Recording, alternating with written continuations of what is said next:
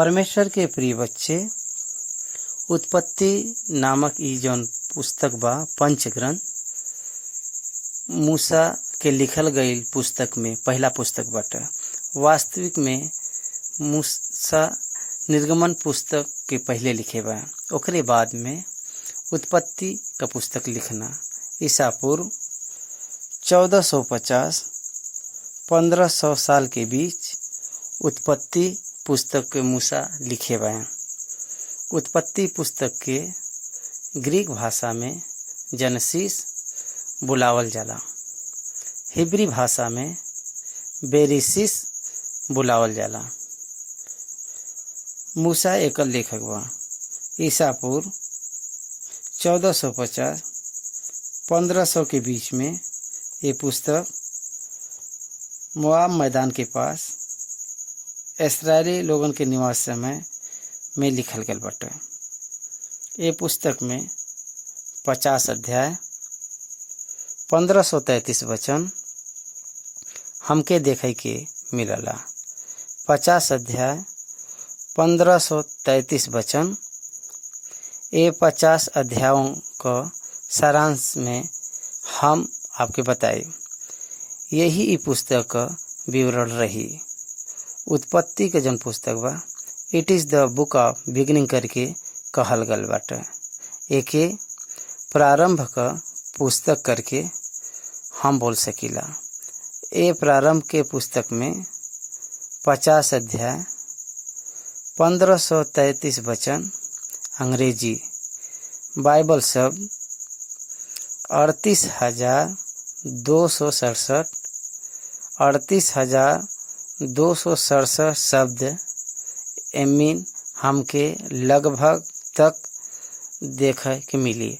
और वर्ष का समय देखल जाए तो पुराना नियम का बाइबल के इतिहास 4100 साल पुराना नियम के बाइबल का इतिहास और नया नियम का 100 साल मिलावल जाए तो 4100 साल 4100 साल का इतिहास बा। ये 4100 साल का इतिहास में 2286 साल ये उत्पत्ति में हमके देखे के मिलला। ओकरे बाद 1814 साल बाकी में 65 पुस्तक में देखे के मिली। ध्यान से सुनो, 4100 साल का इतिहास जेनेसिस टू रेवलेशन 4100 ईयर्स। वो मीन जेनेसिस टू रेवलेशन में जेनेसिस नामक पहली ए पुस्तक में हमके 2286 साल का इतिहास देखे की मिली। मतलब ये सब समय तक 2286 साल। It is the nothing but more than half of the years. आधा से ज़्यादा इतिहास पहली पुस्तक में लिखल गल बा। निर्गमन से लेके प्रकाशित वाक्य तक के समय में 18,000-14,000 साल हमके देखे की मिली। 2000 साल, ध्यान से सुनो, 2000 साल पहले 11 अध्यायों में बीत गयल दिखावल गल बा। 2236 साल में 2036 साल में 2000 साल के पहले के 11 अध्याय लिखल गल बाटे। ई 2000 साल में आदम से लेके अब्राहम तक 20 जनरेशन 20 वंशावली बतावल गईल बा। ध्यान से सुनो, 20 जनरेशन फ्रॉम आदम टू अब्राहम। ए 2 डिवीजन आदम से नूह तक 10 पीढ़ी और नूह से अब्राहम तक 10 पीढ़ी। 20 जनरेशन 2000 ईयर्स हमके हमके 11 अध्याय में देखे के मिलला। ए नूह तक के पीढ़ी के बारे में 5वां अध्याय में उत्पत्ति में हमके देख सकला। आदम को पुत्र सेत, सेत के बाद एनोस, ओकरे बाद केनान, ओकरे बाद महलेल, ओकरे बाद यरेद, ओकरे बाद हनोक, ओकरे बाद मतुसेला, बाद में लेमेक और 10वां नूह। 10 जनरेशन अप टू नोआ फ्रॉम आदम। नूह के पुत्र में सेम, हाम, एपेत में सेम के वंश से यहोवा अब्राहम के बुलैना। सेम से लेके अब्राहम तक 10 पीढ़ी। सेम पहला अपेक्षत, दूसरा चेरा, तीसरा एपेत, चौथा ओलेगा, 5वां रूत, 6वां सारोगा, 7वां नाहोर, 8वां तेरह, 9वां अब्राहम, 10वां। 10 + 10 20 जनरेशन फ्रॉम आदम टू अब्राहम।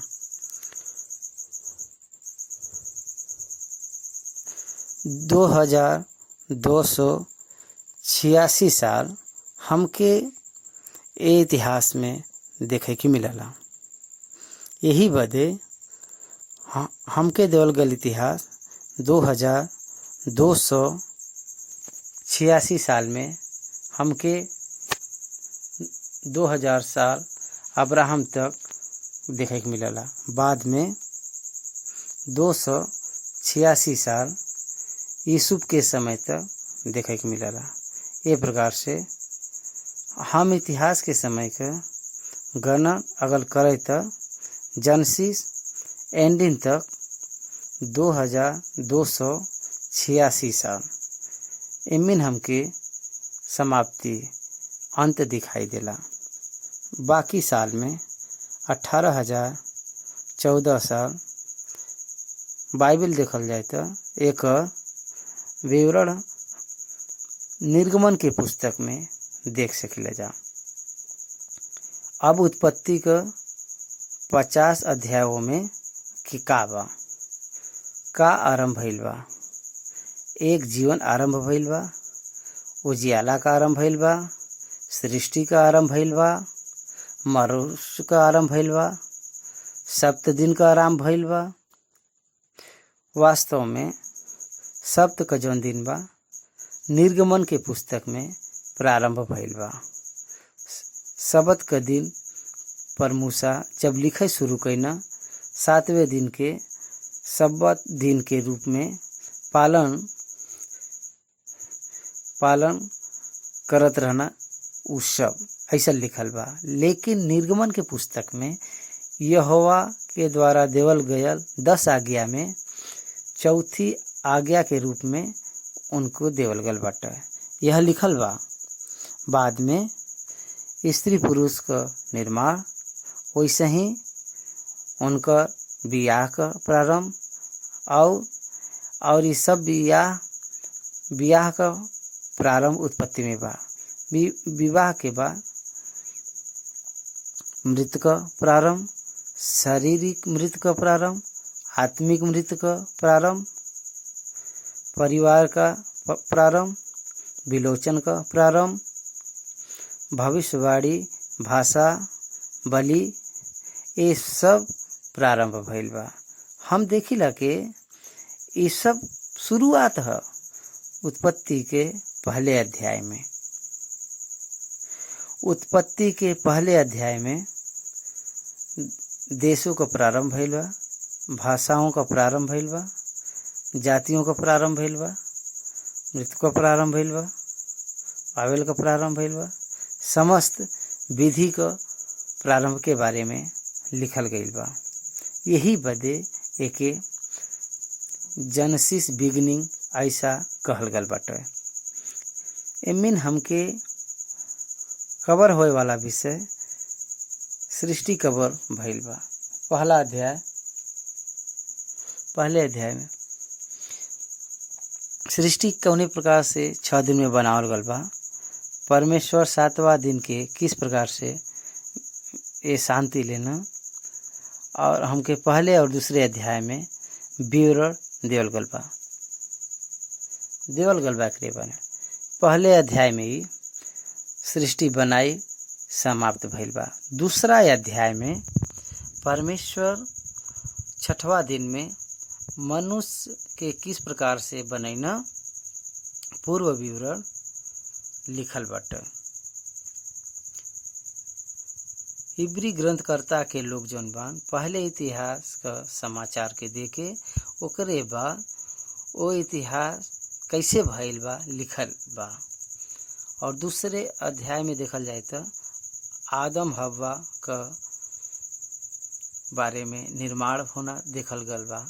परमेश्वर के उपस्थिति में एक होई और परमेश्वर के अधीन में रहब और परमेश्वर उनके अदन की वाटिका में रखब, ये सब हमके देखे की मिली। तीसरा अध्याय में हमके फॉल ऑफ द मैन, मनुष्य का पतन, मनुष्य का पाप तीसरा अध्याय में पूरे बाइबल में बहुत ही प्रमुख विषय बा। फॉल ऑफ द मैन, मनुष्य परमेश्वर का तिरस्कार करके शैतान से मिलके शैतान के बातों के अधीन में आई के पाप कौने तरह करे बा, वो तीसरे अध्याय में लिखल गल बाटे। चौथा अध्याय से मनुष्य का विस्तार प्रारंभ भइल बा। कैन हाबिल के इतिहास से चौथा अध्याय शुरू होला। ओकरे बाद कैन के परमेश्वर पृथ्वी पर भटकाए वाला कैसे करेबा, हाबिल का कैन के द्वारा हत्या करे के बाद संदर्भ लिखल बाटे। ओकरे बाद में परमेश्वर के पृथ्वी पर भटके वाला बनावे के बाद हाबिल मृत्यु का परमेश्वर कैन के पृथ्वी पर भटका वाला बनावे के बाद हाबिल के बदले में परमेश्वर सेत के संतान के रूप में आदम के देना। 5वां अध्याय में आदम के संतान किस प्रकार से विस्तार भइल बा ओकरे बाद में लिखल बा। उस समय में 10वीं पीढ़ी के नूह के बाद समाधान आई, शांति आई, ये सोच के वो समय के जो लोग बा प्रतीक्षा करत रहना। वही समय के 10 पीढ़ी के लोगन का जो जीवन बा अगर आप देखल जाए तो बहुत ज़्यादा आश्चर्य देखे की मिली। मतुसेल सबसे ज़्यादा अधिक जिए वाला रहला, हमके देखे के मिलला। मतुसेला जीवित वर्ष 969 साल जीवित बा। हाईएस्ट मनुष्य जाति में सबसे ज़्यादा जीवित रहे वाला मतुसेल कहल गल बा। आदम 930 साल जीवित रहना। ओकरे बाद सेत 912 साल, ओकरे बाद एनोस 905 साल, कनान 910 साल, महलेल 895 साल, एरेद 962 साल, हनोक 365 साल। चलत समय चले गई ना ये सब।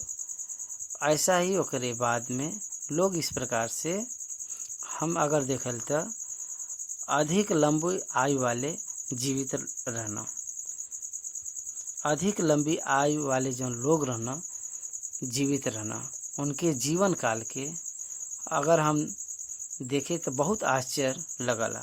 परमेश्वर उनके उतना आयु काल देना। नूह के बाद लाइफ स्ट्रिक्ट भइल। इतना आयु परमेश्वर नहीं दिले बा। मैक्सिमम 120 ईयर्स उनके लाइफ के नियंत्रित करत होयल परमेश्वर आए बा। परमेश्वर नियंत्रित करत हुए ऐना। ओकरे बाद में 10 संतान नूह जल प्रलय में परमेश्वर सारे संसार के मनुष्य का नाश करे के बाद परमेश्वर नूह के 3 संतान में से संसार के मनुष्य के लेके आईना। ये पैदा करल उम्मीन हाम सेम एपेत में सेम नामक व्यक्ति के परिवार से अप्रत्यक्षा सेला एबेल एलोक रूद सरुगा नाहो तेरह अब्राहम को परमेश्वर चुनना। ये जौन बा 10 जनरेशन बा। अब्राहम को पिता 13, जीवित वर्ष 205 साल। मूसा के समय तक लाइफ और स्ट्रिक्ट हो गई, 120 ईयर्स तक आ गया। अब्राहम के समय तक 75 ईयर्स। इसहाक 175 ईयर्स। इस प्रकार से हम देखल तो इनकर जौन बाटे आयु देखे की मिली। अब 11 अध्याय में अगर देखल जाए तो हमको का समझे की मिली। हमके ई समझे की मिली कि परमेश्वर अब्राहम के बुलाए बान। ओकरे पहले के समय में सिविलाइजेशन का निर्माण भइल, अच्छी संस्कृति का निर्माण भइल। निम्रोद के समय में परमेश्वर के विरोध में बाबेल टावर का निर्माण जब वो लोग कई न 11 अध्याय में परमेश्वर उतर आई के ओके तोड़ना और नाश करना और उनके भाषा में गड़बड़ी करके विविध देश में परमेश्वर भेज देना।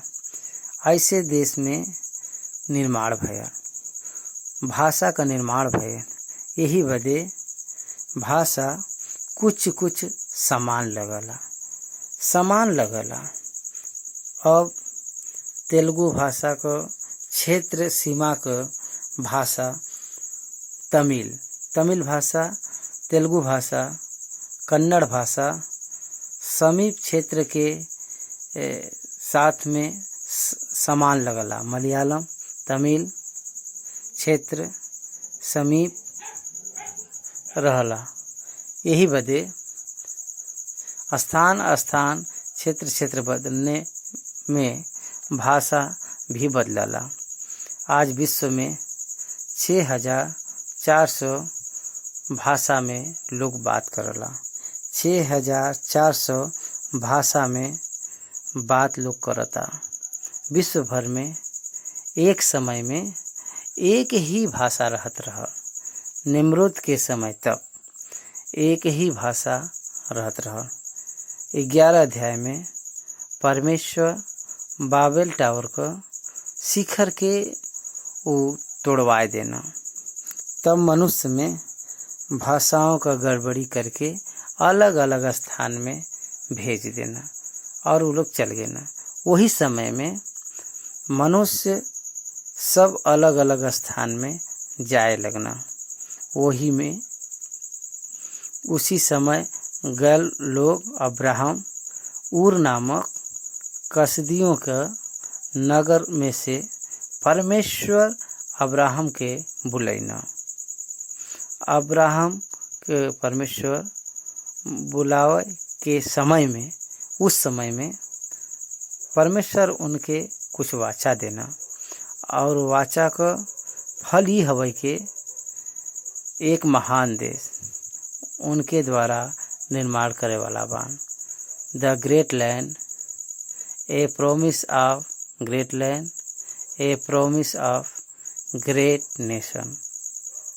एक बड़ा भूभाग, बड़ा राज्य, एक बड़ा देश, एक बड़ा आशीर्वाद उनके देवे वाला बा। परमेश्वर उनके बतैना, अब्राहम के बतैना के परमेश्वर अब्राहम के बुलाते समय तोहरे संतान के रेत के समान करब। तू जौन देखत बाया ओ देश के तहके देबा। ये प्रकार से राजा से परमेश्वर इस्राएली लोगन के लिए दे राज स्थापना करे बदे वो जात बयान। ऐसे उत्पत्ति के समय में हमके देखे के मिलला। अब्राहम वो परमेश्वर के वाचा के अनुसार बुलाए गए पर उनके पिता तेरह के उनकी पत्नी सारा और भाई का पुत्र लूत के साथ में लेके वो निकलना हाराम तक आके वहाँ थोड़ा समय निवास करना। वहाँ 13 अब्राहम का पिता का मृत्यु भइल। ओकरे बाद में अब्राहम वहाँ से निकल के कनान देश पहुँचना। जब अब्राहम कनान देश पहुँचना वो समय 75 साल का रहना। परमेश्वर उत्पत्ति 12 अध्याय में परमेश्वर उनके एक आशीर्वाद देत बयान। जे तह के आशीर्वाद दही उनके हम आशीर्वाद देव और जे तह के कोसी उनके हम साप देव। और भूमंडल का सारे कुल तोहरे द्वारा आशीष पई हैं। जब कहना तब अब्राहम 75 साल का रहना। हराम से जब वो निकलना 75 साल का रहना। उर से अब्राहम जब निकल के आई ना तब 65 साल का रहना। 65 साल का रहना। जब निकल के आगे हराम में 10 साल निवास करे के बाद में अब्राहम वहाँ से निकल के कनान पहुँचना। कनान में जब अब्राहम आईना तो देश में परमेश्वर प्रत्यक्ष होके फिर से बोलना तोहरे संतान के ये देश देव। ये कहे पर वेदी बनाए के परमेश्वर का आराधना करना। यही बदे अब्राहम का इतिहास देखल जाए तो अब्राहम धर्मी रहना, विश्वासी रहना, विश्वासियों को पिता के समान हमके देखे के मिलला। अब्राहम का इतिहास पूरा हमके उत्पत्ति के 12 अध्याय से लेके 25वें अध्याय तक लिखल गया बा। अब्राहम का इतिहास बहुत ही गंभीर बड़ा इतिहास बाटे। बिना अब्राहम का बाइबल ग्रंथ नहीं हो सकला। परमेश्वर अब्राहम के विश्वासियों का पिता कहना और अब्राहम के परमेश्वर अपन मित्र कह के कहना। इतना महान व्यक्ति होंगे आप एक बार सोच सकना। वो अपन नेटिव प्लेस में अपने बंधु के सबके छोड़ के कहाँ जाए के बाटे मालूम नहीं बा, लेकिन शुरू में परमेश्वर द्वारा दिखावल गल स्थान पर उन निकल के ना। अब्राहम के परमेश्वर अन्य जात के बीच से बुलाए के उनके स्वतः स्वदेश में उनके गर्भ से लावे बदे परमेश्वर एक योजना बनाए के रखे बया। यही बदे बाइबल में परमेश्वर का योजना अब्राहम के संतान के द्वारा परमेश्वर पूरा करे जात बया। इतिहास हमके बतावला के अब्राहम के समय में अकाल पड़ल। अकाल के समय में वो देश से निकल के मिस्र देश में गई ना। मिस्र देश में फिरौन अब्राहम को पत्नी के सारा को ले गया और तब परमेश्वर दखल देके उनके पत्नी के फिर से वापस दिलाई देना। फिरौन के परिवार में गड़बड़ी विपत्ति डाल के परमेश्वर परेशान करना। फिरौन अब्राहम के सारा के कारण कुछ तोहफा देना और उस तोहफा में से मिस्र की संतान में से आयल गई हजीरा नाम का एक लड़की देखे के मिलला। ओकरे बाद अब्राहम मिस्र से निकल के दक्षिण देश में आईना। जब आईना वो समय में बहुत धनी रहना। वो सफ़र करत समय बेतेल या एक के बीच में अपने तंबू के खड़ा करना, वेदी बनाई के परमेश्वर के नाम से वहाँ पर प्रार्थना करना। ओकरे बाद में 13वां अध्याय में देखल जाए तो अब्राहम का भाई का पुत्र लूत अब्राहम से अलग होई के सदोमा गमोरा को चल गया।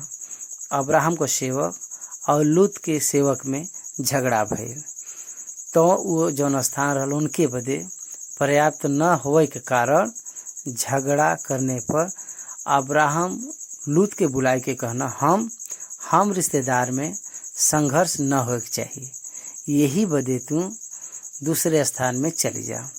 ऐसे कहना यहोवा के वाटिका जैसे हरी भरी देखे वाला सदोमा गमोरा में लूत चल गया। उस रात मैदान में अब्राहम के सोते समय परमेश्वर प्रत्यक्ष रूप से वहाँ से कहना अब्राहम अब्राहम। उत्तर दक्षिण और पूर्व पश्चिम दिशा में देखो, हम तोहरे संतान के बनाई, ए देश के हम तहके देव। जब ऐसा कहे पर मम्र के बाज वृक्ष के बीच में अब्राहम परमेश्वर के बदे वेदी बनाए के प्रार्थना करना। अब 14 अध्याय में हमके अब्राहम के भाई के पुत्र लूत के बारे में बंदी बनाए गईले पर 311 सेवक के लेके और राज्य पर विजय पाई के लूत और उनके पूरे परिवार के छोड़ाई के लेके आईना। लूत और उनके पूरा परिवार के छोड़ाईना वो संदर्भ में मलकीसेदक अब्राहम से भेंट किया। अब्राहम इतना स्वाभिमान रहना के सदोम के राजा एक ग्रेट ऑफर दिले, स्वामी आप हमके और हमरे बच्चे के छोड़ा लेला, यही बदे हमारे बच्चे के छोड़ के हमारा पूरा पैसा लेला। लेकिन अब्राहम कहना तोहसे हम एक सूत भी न ले, कासे कि तू हमके तोहरे कारण हम धनवान भाई, भविष्य में ऐसा मत कह, और तोहरे कारण हम धनवान भैली ऐसे भविष्य में मत कह, ऐसा कह मत सक, यही बदे अगर तू कहब तब पर भी हम न लेब। लेकिन ये जो संपत्ति बाटे इस सेवक में संपत्ति बांट द। ऐसा कह के वो अपने आप में अपने धन और अपेक्षा पर विजय भइना अब्राहम। ओकरे बाद परमेश्वर अब्राहम के वचन के रूप में प्रत्यक्ष भइना और 15वां अध्याय में देखल जाला के हम ही तहार परमेश्वर है, हम ही यहोवा है, तू यह के आपन लाए लेब, ए देश तहार हवा, तोहरे संतान को होई।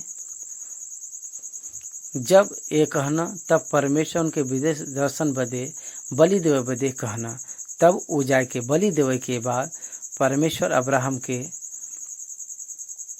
प्रत्यक्ष होकर अब्राहम के संतान 400 साल परदेश में रह के पड़ी। इसहाक के जन्म से पहले परमेश्वर अब्राहम को अपनी योजना प्रकट कईना।